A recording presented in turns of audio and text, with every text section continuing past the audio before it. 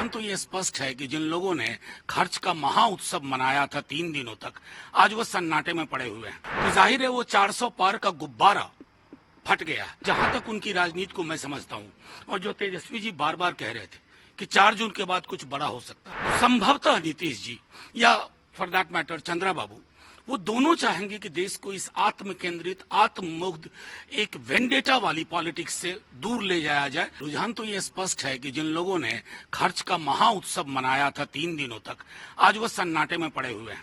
कुल बीजेपी की अपनी सीट 230-32 पे जा रही है, बहुमत से अभी भी दूर है। और अगर मैं चंद्रबाबू नायडू की पार्टी टीडीपी को और यहाँ जेडीयू को थोड़ा विलग कर दूं, तो मेजोरिटी भी नहीं है। तो जाहिर है वो 400 पार का गुब्बारा फट गया है। बस कष्ट इस बात का है कि बिहार में मतगणना की गति धीमी है। तकरीबन 40 कॉन्स्टिट्यूंसी में अभी हमने बात की है, 2 से सवा 2 लाख वोट की ही गिनती हुई है, जबकि पूरे देश में लगभग आधे से ज्यादा राउंड खत्म हो चुके हैं। यहाँ 3 राउंड, 4 राउंड, 5 राउंड मैक्सिमम है। तो मैं आग्रह करूंगा चुनाव आयोग से इस पर फौरी तौर पर ध्यान दें। लेकिन सबसे अजीब बात ये देखा जा रहा है कि नीतीश कुमार जी का स्ट्राइक रेट तो सबको चौंका रहा है। देखिए, मैं एक बात बार बार कहूं, आपसे कहता हूं कि नीतीश जी इस गठबंधन के सूत्रधार भी थे। हालांकि बाद में उन्होंने निर्णय लिया, लेकिन मुझे जहां तक उनकी राजनीति को मैं समझता हूं, और जो तेजस्वी जी बार बार कह रहे थे कि 4 जून के बाद कुछ बड़ा हो सकता है, तो संभवतः नीतीश जी या फॉर दैट मैटर चंद्रा बाबू, वो दोनों चाहेंगे कि देश को इस आत्म केंद्रित, आत्ममुग्ध, एक वेंडेटा वाली पॉलिटिक्स से दूर ले जाया जाए, ऐसा मेरा विश्वास है।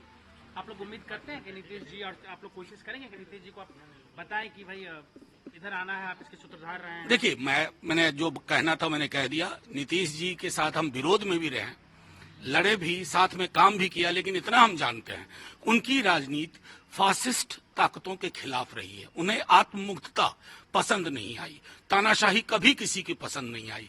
मैं समझता हूं उसी अनुसार निर्णय लेंगे। एक सवाल और आपसे कि कई लोग कह रहे थे नीतीश जी जो हैं डबल डिजिट में नहीं जा पाएंगे, और कई तरह की बात की बीजेपी 400 पार जाएगी ही जाएगी।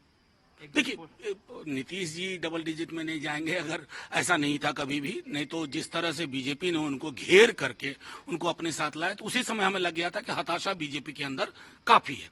लेकिन महत्वपूर्ण प्रश्न ये है कि 400 पार आज 230 पे स्ट्रगल कर रहा है, 230 पे। ये अपने आप में संदेश है कि लोकतंत्र में आपकी आत्ममुग्धता, आपका अहंकार इतना न चला जाए ना कि आप वोटर को तुच्छ समझने लगे।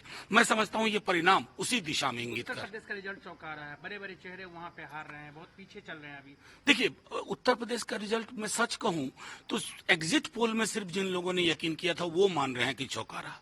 जितनी हमें खबर थी उत्तर प्रदेश से अलग अलग, खास करके पूर्वांचल के पूरे इलाके से, वहां लगभग सफाया हो रहा है। खुद मैं देख रहा था कि कैबिनेट मिनिस्टर 60-70 हजार से पीछे चल रही है।